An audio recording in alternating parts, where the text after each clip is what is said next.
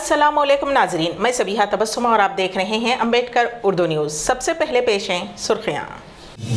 रेणुका चौधरी और अनिल कुमार यादव तेलंगाना से राज्यसभा के लिए कांग्रेस उम्मीदवार। हैदराबाद के मलकपेट में दिन दहाड़े ज्वेलरी शॉप में डकैती। करीमनगर के एक सेशन जज के बेटे के खिलाफ मुकदमा दर्ज न करने पर तेलंगाना हाई कोर्ट हुई पुलिस पर बरहम। और वजीर आजम नरेंद्र मोदी के हाथों अबू धाबी में हिंदू मंदिर का इफ्तिताह। रेणुका चौधरी और अनिल कुमार यादव तेलंगाना से राज्यसभा के लिए कांग्रेस उम्मीदवार। तेलंगाना कांग्रेस पार्टी ने रियासत से राज्यसभा के लिए 2 उम्मीदवार रेणुका चौधरी और नौजवान लीडर अनिल कुमार यादव को उम्मीदवार बनाने का ऐलान किया है। सदर कांग्रेस मल्लिकार्जुन खड़गे की मंजूरी के बाद उन दोनों के नामों का ऐलान कर दिया गया। गवर्नर कोटे के तहत एमएलसी की नामजदगी प्रोफेसर कोदंडाराम और सहाफ़ी आमिर अली खान को हलफनामा पेश करने की हिदायत। तेलंगाना हाई कोर्ट में गवर्नर के कोटे के तहत नामजद 2 अरकान कौंसिल प्रोफेसर कोदंडाराम और सहाफ़ी आमिर अली खान के तकर्रुर को चैलेंज करने वाले केस की समाअत हुई। चीफ जस्टिस आलोक आराध्य और जस्टिस जे अनिल कुमार पर मुश्तमिल बेंच ने दासुजू श्रवण कुमार और करा सत्यनारायणा की तरफ से अलहदा तौर पर दायर दरखास्तों की समाअत जारी रखी, जिसमें गवर्नर के कोटे के तहत एमएलसी की तकर्रुरी के लिए साबिक़ा केसीआर हुकूमत की काबीना की तरफ से की गई सिफारिशात को गवर्नर की जानिब से मुस्तरद किए जाने को चैलेंज किया गया था। समाअत में श्रावण की जानिब से सीनियर वकील सोंधी ने अदालत को बताया कि श्रावण की नामजदगी को सियासी वाबस्तगी करार देते हुए गवर्नर ने मुस्तरद कर दिया और कांग्रेस हुकूमत की जानिब से सिफारिश करदा प्रोफेसर कोदंडाराम के नाम को मंजूरी दे दी गई, जबकि कोदंडाराम एक सियासी जमात के सदर हैं और अदालत में पेश किए हलफनामे में खुद कोदंडाराम ने उसका एतराफ़ किया है, इसलिए कोदंडाराम की नामजदगी को मुस्तरद कर दिया जाए। अदालत में काफ़ी देर तक श्रावण के वकील ने मुख्तलिफ दलाइल पेश किए। बादशाह अदालत ने कहा कि जुमेरात को दूसरे दरख्वास्त गुजार सत्यनारायणा के वकील अपना मौक़िफ़ पेश करेंगे। अदालत ने इस केस के फरीक़ैन गवर्नर की तरफ के साथ प्रोफेसर कोदंडाराम और सहाफ़ी आमिर अली खान को जुमेरात तक अपने मौक़िफ़ को तहरीरी हलफनामे के ज़रिए पेश करने की हिदायत दी है। कुल हिंद मजलिस इत्तेहादुल मुस्लिमीन के रुकन असम्बली व क़ायद मुक़न्निना अकबरुद्दीन ओवैसी ने आज ऐवान से मुखातिब होते हुए कहा कि तेलंगाना वक्फ बोर्ड को जुडिशल पावर देने का मुतालबा किया। उन्होंने कहा कि वक्फ को जुडिशल पावर देने के बाद वक्फ जायदादों का तहफ़्फ़ुज़ मज़ीद बेहतर किया जा सकता है। उन्होंने तशवीश का इजहार करते हुए कहा कि वक्फ बोर्ड के ज़ेरे इल्तिवा केसों में शिकस्त का सामना करना पड़ रहा है। उन्होंने मज़ीद कहा कि अगर वक्फ जायदादों का तहफ़्फ़ुज़ होगा तो उसकी वजह से न सिर्फ हुकूमत बल्कि अवाम को भी फ़ायदा होगा। रियासत तेलंगाना के निज़ामाबाद अर्बन असम्बली हल्के से नुमाइंदगी करने वाले बीजेपी के रुकन असम्बली ने हैदराबाद को भाग्यनगर, निज़ामाबाद शहर को इंदौर, आदिलाबाद शहर को आदिलापुरम, वरंगल को उगलू में तब्दील करने का हुकूमत से मुतालबा किया है।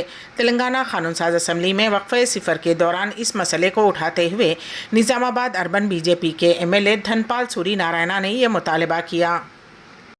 तेलंगाना हाई कोर्ट ने करीमनगर के एक सेशन जज के बेटे के खिलाफ 10 दराजी का मुकदमा दर्ज न करने पर शदीद बरहमी का इजहार किया है।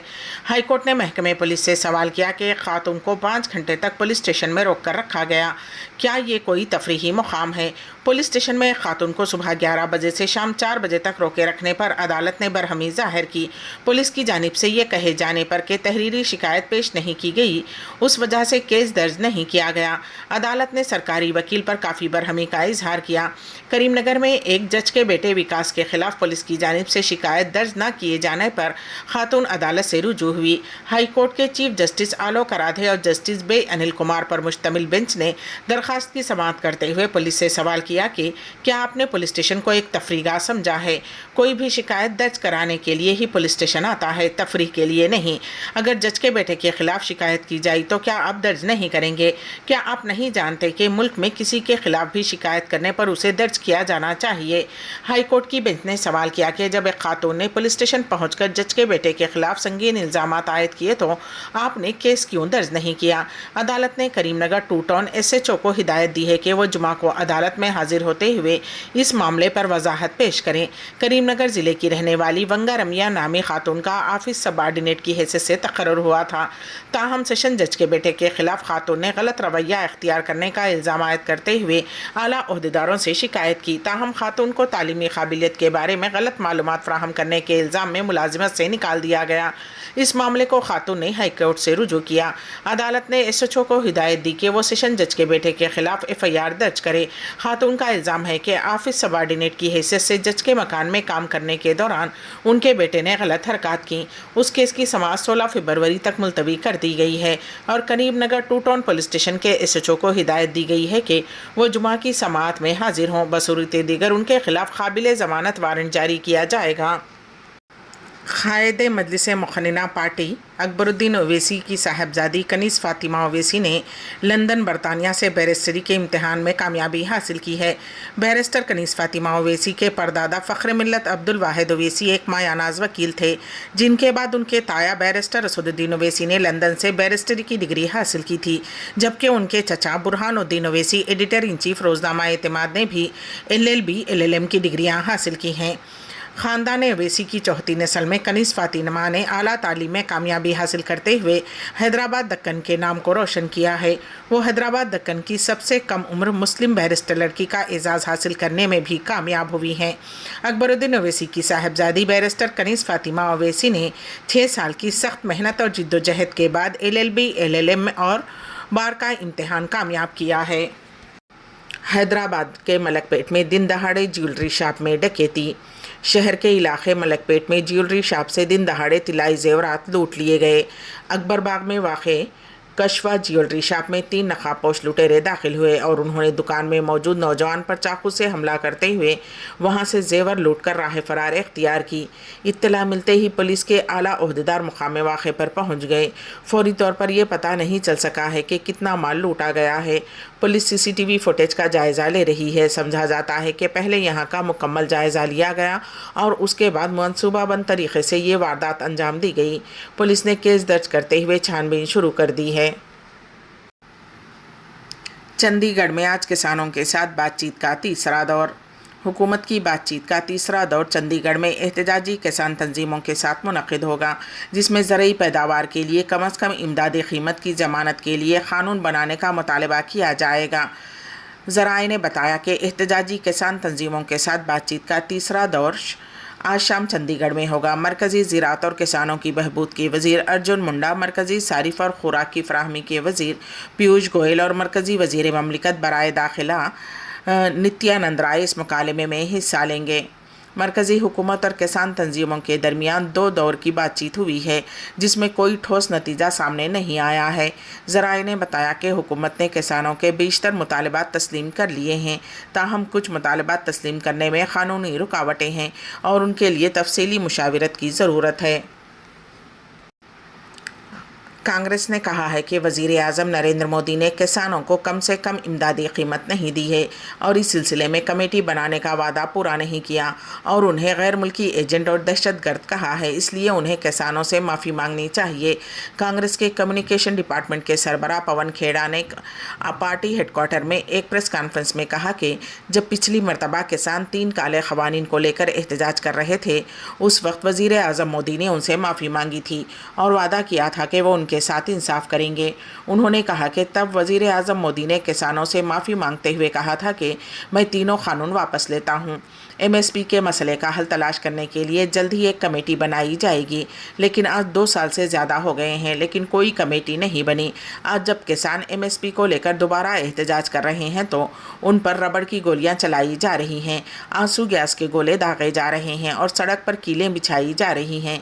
तर्जुमान ने कहा कि इंतखाबी मुहिम के दौरान वज़ीर आज़म मोदी ने किसानों को MSP देने का झूठा वादा किया और वज़ीर आज़म बन गए, लेकिन उनका ये झूठ उस वक्त सामने आया जब MSP के हवाले से सुप्रीम कोर्ट में एक हलफनामा दाखिल किया गया, जिसमें वज़ीर आज़म नरेंद्र मोदी ने वाज़ेह तौर पर कहा कि हम इस तरह की MSP नहीं दे सकते जिसमें इनपुट कॉस्ट इतनी ज़्यादा हो।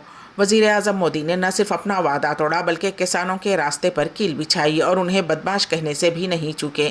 उन्होंने कहा कि मोदी हुकूमत कहती है कि स्वामीनाथन कमीशन को कांग्रेस ने लागू नहीं किया है, लेकिन सच ये है कि स्वामीनाथन कमीशन में 201 सिफारिशात थीं, जिनमें से कांग्रेस की क़यादत वाली हुकूमत ने 175 सिफारिशात को नाफिज किया था। उसमें 26 सिफारिशात बाकी थीं, जिनमें सबसे अहम MSP से मुताल्लिक़ ऐलान कुल कांग्रेस सदर मल्लिकार्जुन खड़गे और पार्टी लीडर राहुल गांधी के ज़रिए कर दिया गया। भारतीय जनता पार्टी की जानिब से कार सेवक अजीत गोपचड़े को राज्यसभा भिजवाया जा रहा है, जिसने शहादत के वक्त बाबरी मस्जिद पर चढ़कर तस्वीर खिंचवाई थी। भारतीय जनता पार्टी ने महाराष्ट्र से राज्यसभा के लिए 3 उम्मीदवारों के नामों का ऐलान किया है। उसमें कांग्रेस के साबिक़ चीफ अशोक चौहान, साबिक़ MLA मेधा कुलकर्णी और अजीत गोपचड़े के नाम शामिल हैं। अजीत गोपचड़े नांदेड़ ज़िले का रहने वाला है। उसने MBBS की तालीम हासिल की है। RSS BJP के साथ उसका पुराना ताल्लुक़ है। बीजेपी के जराये ने तस्दीक की है कि गुपचड़े कार सेवा के लिए अयोध्या गया था और उसने राम जन्मभूमि तहरीक में बढ़ चढ़कर हिस्सा लिया था। गुपचड़े उन लोगों में शामिल था जो बाबरी मस्जिद की शहादत के वक्त वहां मौजूद थे। बाबरी मस्जिद के गुंबद पर चढ़ने वालों में गुपचड़े भी शामिल था। क्रिकेट लेजेंड सचिन तेंदुलकर ने अपने अफराद ख़ानदान के हमरा उत्तर प्रदेश के आगरा में ताजमहल का दौरा किया। इस मौके पर पुलिस का वसीतर बंदोबस्त देखा गया। JNU के साबिक़ तालिब इल्म उमर खालिद ने सुप्रीम कोर्ट से अपनी दरख्वास्त ज़मानत वापस ले ली है। साल 2020 में दहली फसादात की साजिश का उन पर इल्ज़ाम आयद किया गया है। दहली हाई कोर्ट ने जेल में महरूस उमर खालिद को ज़मानत देने से इनकार कर दिया था। ज़राए के मुताबिक JNU के साबिक़ तालिब इल्म उमर खालिद ने चहारशंबे को फरवरी 2020 के शुमाली मशरक़ी दहली फसादात में सुप्रीम कोर्ट से अपनी ज़मानत की दरख्वास्त वापस ले ली। जस्टिस बेला M त्रिवेदी और पंकज मिठल की बेंच ने उन्हें अपनी ज़मानत की दरख्वास्त वापस लेने की इजाज़त दी। खालिद की तरफ से पेश होने वाले सीनियर एडवोकेट कपिल सिब्बल ने बेंच को बताया कि चूंकि हालात बदल गए हैं और ट्रायल कोर्ट से ज़मानत हासिल करने की नई कोशिश की जा रही है, इसलिए दरख्वास्त वापस ली जा रही है। खालिद ने अक्टूबर 2022 में दहली हाई कोर्ट के फैसले को चैलेंज करते हुए सुप्रीम कोर्ट से रुजू किया था। दहली हाई कोर्ट ने भी खालिद को ज़मानत देने से इनकार कर दिया था। हाई कोर्ट ने खालिद की ज़मानत की दरख्वास्त पर यह कहते हुए मुस्तरद कर दी थी कि वो दूसरे शरीक मुल्ज़िमान के साथ मुसलसल राब्ते में थे और उनके खिलाफ लगाए गए इल्ज़ामात पहली नज़र में दुरुस्त थे। वज़ीर आज़म नरेंद्र मोदी के हाथों अबू धाबी में हिंदू मंदिर का इफ्तिताह। वज़ीर आज़म नरेंद्र मोदी ने मुत्तहदा अरब इमारत के दारुल हुकूमत अबू धाबी के करीब तामीर करदा एक हिंदू मंदिर का इफ्तिताह अंजाम दिया। वज़ीर आज़म 2 रोज़ा दौरे पर मुत्तहदा अरब इमारात गए थे। उसके एक हिस्से के तौर पर बोचासाना वासी अक्षरा पुरुषोत्तम स्वामी नारायण संस्था नामी इदारे की जानिब से तामीर करदा मंदिर का आगाज़ किया गया। मंदिर में पुजारियों के साथ पूजा प्रोग्रामों में उन्होंने हिस्सा लिया। मंदिर के इफ्तिताह के मौके पर वज़ीर आज़म नरेंद्र मोदी को देखने के लिए हिंदुस्तानी शहरी बड़ी तादाद में पहुंचे। उन्हें मुबारकबाद दी। तकरीब में बॉलीवुड अदाकार अक्षय कुमार और मकबूल गुलकार शंकर महादेवन ने शिरकत की। ये मंदिर दुबई अबू धाबी रूट पर शेख ज़ायद हाईवे के करीब बनाई गई है। मुत्तहदा अरब इमारात की हुकूमत की तरफ से दी गई 27 एकड़ अराजी पर सन 2019 में तामीर शुरू हुई। राजस्थान और गुजरात के माहिरीन ने तकरीबन 3 साल तक काम किया, जबकि दुबई में 3 दिगर हिंदू मंदिर हैं। अबू धाबी का जिस मंदिर का इफ्तिताह वज़ीर आज़म नरेंद्र मोदी ने किया है वो खलीजी खित्ते में सबसे बड़ा मंदिर है। उस मंदिर में 7 गुंबद हैं जो अरब इमारात की 7 इमारात की अलामत हैं। तामीर में राजस्थान से दरामद किया गया मार्बल इस्तेमाल किया गया है। तकरीबन 700 करोड़ रुपये की लागत से बनाए गए इस मंदिर के दोनों तरफ भारत से बड़े बड़े कंटेनर्स में लाए गए गंगा और यमुना नदियों के बहाव का इंतज़ाम किया गया है। ये वाराणसी घाटों की याद दिलाता है। बंदों को गिना करते हैं, तोला नहीं करते। अल्लामा इकबाल रहमतुल्लाह अलैह ने बरसों पहले जमहूरियत पर तंज कसते हुए कहा था कि बंदों को गिना करते हैं, तोला नहीं करते। लेकिन अब बंदों को गिनने के बजाय तोलने का अमल शुरू किया गया है। जी हाँ, फ़िनलैंड से एक ख़बर शाया हुई है कि फ़न एयर नामी एक हवाई कंपनी ने ऐलान किया है कि वो सामान के अलावा मुसाफिर का वज़न भी चेक करेगी। कंपनी ने फ़िलहाल इसका मकसद टेक ऑफ से क़ब्ल हवाई जहाज़ के वज़न का तखमीना किया जाना बताया है, लेकिन अब खौफ इस बात का है कि आगे कहीं एयर टिकट भी मुसाफिर के वज़न के एतबार से ना काटे जाने लगे। फरबही या मुटाफे की वजह से तो नुकसानात ही ज़्यादा हैं। لیکن وزن کے لحاظ سے اے ٹکٹ جاری ہونے لگے تو موٹاپے کے نقصانات میں ایک اور اضافہ ہو جائے گا۔ غزہ کے کئی علاقوں اور ہاسپٹلز پر اسرائیل کے جان لیوا حملے اب رفح سے بھی بھاگ رہے ہیں لوگ۔ گزشتہ چند گھنٹوں کے دوران غزہ کی پٹی کے مختلف علاقوں بالخصوص وسطی اور جنوبی غزہ میں اسرائیلی فوجی حملوں میں تیزی آئی ہے۔ رفح میں شہر کے مشرقی علاقوں پر اسرائیلی توپ خانے کی طرف سے وسیع پیمانے پر بمباری کی گئی، جس سے مصر کی سرحد سے ملحقہ زرعی زمینیں تباہ ہو گئیں۔ خان یونس کے شہر میں بمباری کی جا رہی ہے۔ گنجان آبادی والے محلوں کو مسمار کر دیا گیا ہے۔ یہاں فلسطینی جنگجوؤں اور اسرائیلی فوجیوں کے درمیان جھڑپیں جاری ہیں، لیکن سب سے زیادہ نازک صورتحال غزہ کی پٹی کے وسطی حصے کی ہے، جہاں ایک حملے میں 14 فلسطینیوں کے جاں بحق ہونے کی اطلاع ہے۔ امریکہ میں مقیم فلسطینیوں کو ملک بدر نہیں کیا جائے گا، وائٹ ہاؤس۔ غزہ میں زمینی حالات نمایاں طور پر خراب ہونے کا حوالہ دیتے ہوئے وائٹ ہاؤس نے اعلان کیا ہے کہ اسرائیل اور حماس کی جنگ جاری رہنے کی وجہ سے امریکہ میں مقیم فلسطینیوں کو ملک بدری سے بچایا جائے گا۔ فلسطینیوں کا مؤخر نافذ شدہ روانگی پالیسی کے تحت احاطہ کیا جائے گا۔ یہ ایک ایسا اختیار ہے جو صدر کی صوابدید پر استعمال ہوتا ہے۔ امریکی صدر جو بائیڈن کی طرف سے دستخط کردہ ہدایت نامہ مؤثر طریقے سے فلسطینی تارکین وطن کو ملک بدری کے خطرے سے بچاتا ہے۔ امریکہ کے قومی سلامتی کے مشیر جیک سلیوان نے کہا کہ یہ تحفظ 18 ماہ تک جاری رہے گا اور اہل فلسطینیوں کو امریکہ میں عارضی محفوظ پناہ گاہ دے گا۔ بائیڈن نے اعلان کے ساتھ میمورنڈم میں لکھا ہے کہ جبکہ میں انسانی صورتحال کو بہتر بنانے پر توجہ مرکوز کیے ہوئے ہوں، بہت سے شہری خطرے میں ہیں۔